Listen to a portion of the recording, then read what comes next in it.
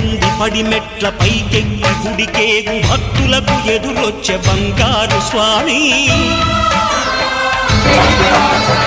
ఇరుముడులు స్పృశించి శుభమనుచు దీవించి జనబృందముల చేరగనేడు స్వామి తన భక్తులనరించు తప్పులకు తడబడి ఒక పక్క ఒరిగెన ఓంకారమూర్తి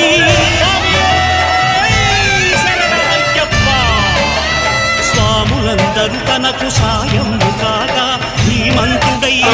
ఆ కన్య స్వామి